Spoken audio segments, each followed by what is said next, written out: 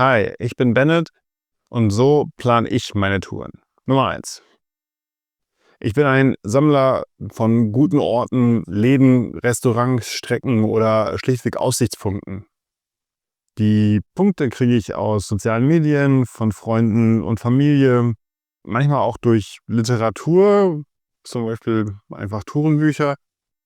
Und wenn ich diese Orte gefunden habe, dann markiere ich mir die auf Google Maps. Kann hier sowas wie das Ace Café in London sein oder ganze Orte, ganze Städte wie San Sebastian hier unten ist zum Beispiel auch markiert. Auch einfach nur bekannte Orte, die man einfach kennt, wie hier zum Beispiel das Nordkap. Das ist einfach eine Sammlung von Dingen, wo ich gerne mal hinfahren würde. Größer, kleiner, sehr konkret oder weniger konkret. Es gibt hier zum Beispiel auch noch eine wunderbare Höhle, die Marsil. Da kann man irgendwie so reinfahren. Habe ich irgendwann mal irgendwo gesehen. Das kommt in meine Sammlung. Und das sind so konkrete Sachen. Oder es ist halt auch zum Teil, hier zum Beispiel habe ich nur irgendeinen random Aussichtspunkt markiert. Der steht dann halt stellvertretend für diese Küstenstraße hier an der französisch-spanischen Grenze. Und mit dieser Sammlung hantiere ich dann. Nummer zwei: Ich plane meine Touren meistens mit einem ganz speziellen Ziel. Das kann ein Ziel aus dieser Sammlung sein, muss es aber auch nicht. Es kann auch sein, dass es gar keinen konkreten Ort gibt und manchmal gibt es auch nur einfach eine Straße, wie ein Stück des Trans-Euro-Trails, der mir empfohlen wurde, oder die Transfaragajan in Rumänien, der Grund war, nach Rumänien zu fahren. Für ein konkretes Beispiel. Nehmen wir mal an, ich würde mir jetzt endlich mal vornehmen, nach San Sebastian zu fahren. Die erste Entscheidung wäre, ist San Sebastian das Ziel oder der Ausgangspunkt meiner Reise? Und da San Sebastian am Start der Pyrenäen liegt oder an einem Ende der Pyrenäen liegt, würde ich wahrscheinlich sagen, ich nehme das als Ausgangspunkt und fahre danach einmal quer durch die Pyrenäen bis zum Mittelmeer und entscheide dann, ob und wie ich nach Hause fahre. Für die grobe Planung gehe ich dann meistens in eine Mischung aus Google und Kalimoto, meistens auch dann hier in der Webversion, und tippe dann einfach hier mal ein, wie denn hier eine Strecke nach San Sebastian aussehen würde. Ich würde die jetzt mal hier von Wolfsburg nehmen und dann sehe ich relativ schnell, dass mir Google natürlich hier irgendwelche Autobahnen vorschlägt. Das will ich nicht. Also mache ich jetzt mal Highway und Mautstraßen raus und dann kriege ich eine Strecke, die sieht schon ganz nett aus. So quer durch ist meistens Luftlinie das Nächste. Und wenn ich das Ganze bei Kalimoto mache, dann kriege ich hier natürlich eine kurvenreichste Route. Die will ich jetzt erstmal für den Anfang nicht. Ich nehme jetzt erstmal quasi die schnellste ohne Autobahn. Und dann sehe ich bei Kalimoto schon relativ nah. Ich komme hier irgendwo bei Luxemburg rum. Google schickt mich in dem Fall hier irgendwo bei Köln lang. Wahrscheinlich kann ich auch irgendwie hier über Frankfurt fahren. Das sehe ich jetzt alles schon. Und hier unten ist auch irgendwo noch die Saarschleife. Das sind jetzt alles Dinge, die ich im Kopf hatte. Und da würde ich mir jetzt überlegen, okay, ich kann halt in Frankfurt Freunde besuchen, ich kann in Luxemburg Freunde besuchen und ich kann mir mal die Saarschleife angucken, wo ich einfach noch nie war. Das sind so Ideen, die würde ich jetzt mal für den Anfang sammeln. In Deutschland fahre ich natürlich meistens Autobahn, auch um schnell voranzukommen. Wenn ich mir jetzt allerdings angucke, wo schickt mich das Ding halt quasi bis an die Grenze, dann sehe ich hier, das ist ein Dreiländereck bei Luxemburg, Deutschland und Frankreich, und da liegt Schengen. Ich weiß jetzt nicht, ob Schengen selber schön ist oder nicht, aber es ist auf jeden Fall ein wesentlicher Bestandteil, ein bekannter Ort für die europäische Geschichte. Also zumindest durchfahren wäre jetzt gar keine so schlechte Option. Und Kalimoto schickt mir hier quasi schon von Anfang an durch. Das ist nicht so verkehrt. Hier sehen wir auch schon, das müsste die Saarschleife sein. Also das ist vielleicht ein ganz guter Ort, um da hinzufahren. Und jetzt würde man halt eben gucken, wie komme ich da halt möglichst schnell hin. Wenn ich jetzt sage, ich will jetzt auf jeden Fall durch Schengen fahren, würde ich mir jetzt hier nochmal einen Via-Punkt setzen und dann hier mit Autobahn bis nach Schengen. Ich will ja die deutsche Autobahn nutzen, die ja auch umsonst ist. Ob ich diese Strecke dann jetzt mit Kalimoto fahre, ist wahrscheinlich ein Stern. Ich fahre wahrscheinlich 1000%ig mit Google für die schnellste Variante. Aber jetzt zum Plan sehe ich halt schon, okay, der schickt mich hier auf jeden Fall mal durch Frankfurt am Main und dann hier über Saarbrücken da hoch. Die wesentlichste Information, die ich jetzt hier rausziehe, ist, ich kann mir jetzt hier im Via-Punkt angucken und sehe, das sind 598 Kilometer bis zur Grenze und es sind insgesamt 1700 Kilometer bis nach San Sebastian, 1600. Der Punkt ist jetzt ein Stück weiter südlich oder sowas. Das heißt so für mich, für die Planung grob, okay, wenn ich hier morgens um 6 losfahre, ein bisschen Gas gebe auf der Autobahn, könnte man so spätes Mittagessen, 13, 14 Uhr irgendwo an der Saarschleife machen oder in Schengen. 600 Kilometer sollten da eigentlich drin sein. Dann kann man noch ein bisschen fahren. Also 800, 900 Kilometer am Tag sollten drin sein. Und den Rest dann quasi ohne Autobahn in Frankreich. Ob das wirklich so klappt, das weiß man immer erst, wenn man losfährt. Aber das wäre so mein grobes Teil. 2 Tage Anfahrt, einmal ungefähr bis Schengen und ein bisschen weiter drüber hinaus. Und dann den zweiten Tag bis San Sebastian. Für die Anfahrt würde ich jetzt natürlich nochmal auf meine Sammlung gucken. Vielleicht liegt ja schon was Cooles auf dem Weg, was ich schon mal irgendwann markiert habe. In Frankreich selbst oder auf der Strecke jetzt generell ist das nicht wirklich der Fall. Ich habe hier höchstens in der Mitte von Frankreich noch La Guiole markiert. Das Soul in Frankreich liegt jetzt aber nicht wirklich auf dem Weg. Hier muss ich mir jetzt noch irgendwie keine Gedanken machen, dass ich schon mal noch irgendwo einen Zwischenstopp einplane. Ich hatte ja gesagt, okay, wir fahren jetzt hier nach San Sebastian und dann wahrscheinlich irgendwie so quer durch die Pyrenäen bis zum Mittelmeer und dann auf irgendeine Art und Weise wieder hoch.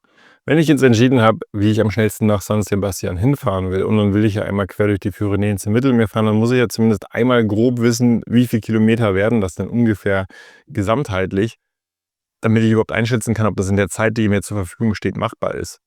Und ich weiß jetzt schon, dass es ungefähr 1600, 1700 Kilometer nach San Sebastian sind, also sind es ungefähr die gleiche Anzahl auch wieder zurück. Dann muss ich jetzt halt noch gucken, wie viel ist denn jetzt ungefähr zwischen Atlantik und Mittelmeer. Also mache ich das dann meistens mit Kalimoto und sage mir dann, hier in San Sebastian setze ich meinen Start und hier hinten auf der anderen Seite setze ich mir dann mein Ziel. Und die Strecke, die mir Kalimoto jetzt rausgibt, die ist jetzt zwar die kurvenreichste, aber die ist mir noch ein bisschen zu stringent. Also setze ich mir jetzt hier noch einen Via-Punkt und hier noch einen Via-Punkt. Meinetwegen noch einen in Andorra.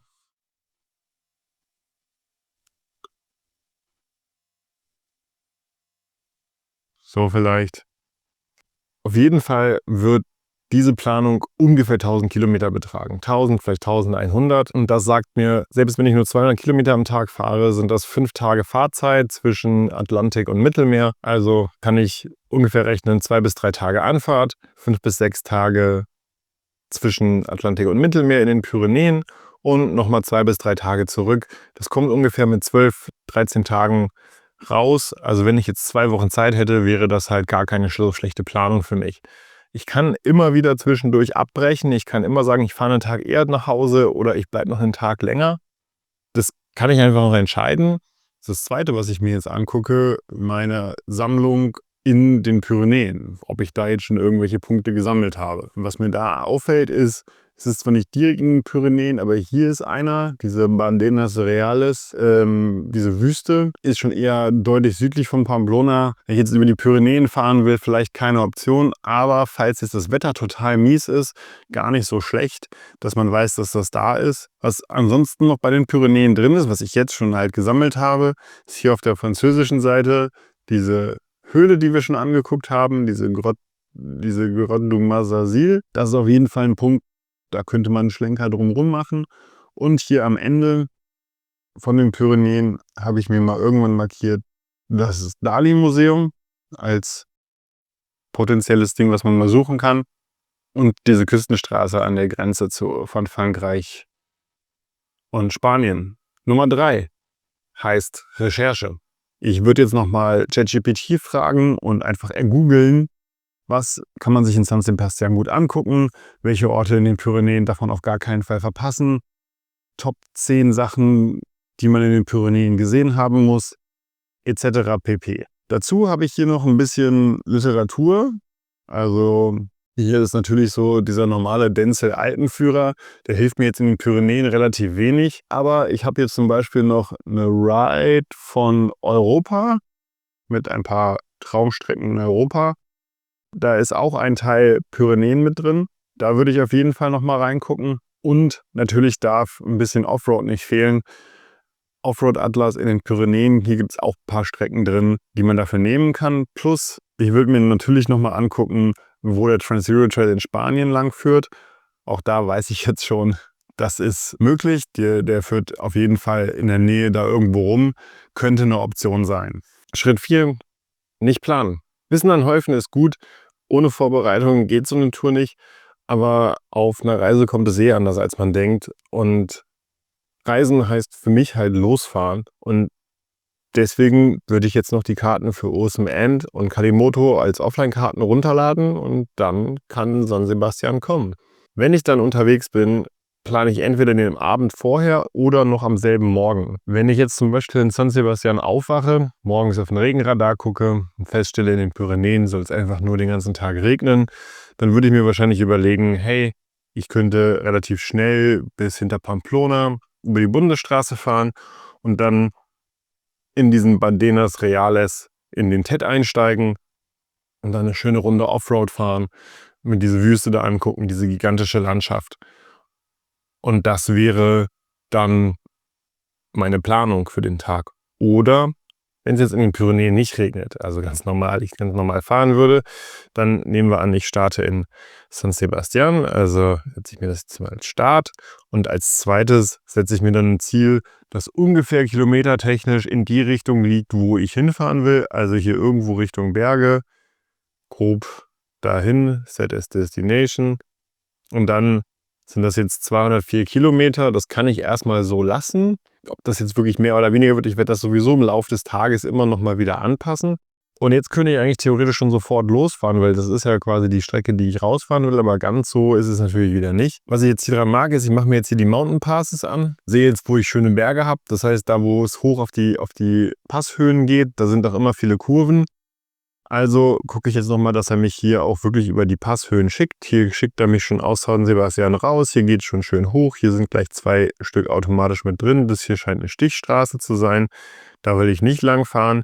Aber hier zum Beispiel sehe ich jetzt relativ klar, oh, hier sind zwei Mountain Passes an der französischen Grenze. Da schickt er mich nicht drüber. Und wenn ich hier reinzoome, dann sind die Straßen, wenn die Straßen weiß, also das könnte theoretisch schon in Kalimoto-Verhältnisse schon unbefestigt sein. Also könnte schon Schotter sein, ist noch nicht Offroad, aber könnte schon vielleicht Schotter sein, je nach Region. Jetzt schauen wir mal, ob das auch eine Strecke ist, über die mich Kalimoto routen wollen würde. Also setze ich mir jetzt hier nochmal einen Via-Punkt. Jetzt setzt er mir das noch als Stichstraße. Und dann gucke ich mal, was er jetzt macht, wenn ich den zweiten noch dazu nehme. Ah, dann geht es auf der anderen Seite wieder runter. Das ist schon mal geil. Wenn ich jetzt Kurven krachen wollen würde, sieht der Pass hier natürlich auch mega aus. Aber hier habe ich jetzt quasi meine 2 kleinen Pässe mit 2 kleinsten Sträßchen. Es sieht sogar aus, aus so einer kleinen Kammstraße könnte das sein. Mega. Gefällt mir jetzt schon von der Planung her sehr, sehr gut. Dann geht er hier runter und da oben rauf. Hier sind auch noch 2 Pässe schon mit drin in der Planung, 3 sogar. Dann geht er darüber und hier runter. Also könnte man jetzt hier noch überlegen, was ist mit dem hier? Das sieht vielleicht auch noch vielversprechend aus. Also setzen wir den nochmal als Via-Punkt. Ja, da geht er auch nochmal rauf und rüber. Kleine Detour über so ein Teil. Perfekt. Und es würde jetzt wahrscheinlich schon reichen, weil bis ich jetzt an meinen 3. Via-Punkt kommen würde, sind es schon, ich würde sagen, gute 150 Kilometer, 200 plus minus. Und je nachdem, was das jetzt für Strecken sind und was ich dann noch unterwegs sehe, kann das schon für eine Tagestour ausreichend sein. Es hängt auch immer ein bisschen davon ab, wie das Wetter sich entwickelt und wie ich dann halt auch drauf bin. Und jetzt würde ich erstmal losfahren. Und im Laufe des Tages würde ich entscheiden, fahre ich schneller, fahre ich langsamer. Irgendwann am Mittag oder am Nachmittag würde ich irgendwann eine Pause machen und entscheiden, wo will ich jetzt übernachten und mir dann halt entsprechend ein Hotel raussuchen, das dann halt so und so weit entfernt ist oder einen Campingplatz, der dann noch so und so weit entfernt ist. Wildcampen habe ich bisher noch nicht gemacht, deswegen stand das jetzt noch nicht so auf der Liste. Es kommt bestimmt noch mal. Das wird sich dann noch in Zukunft zeigen. So plane ich meine Touren. Falls euch das gefallen hat, lasst mir gerne ein Abo da. Ansonsten bis zum nächsten Video. Ciao. We're dancing in the bright light.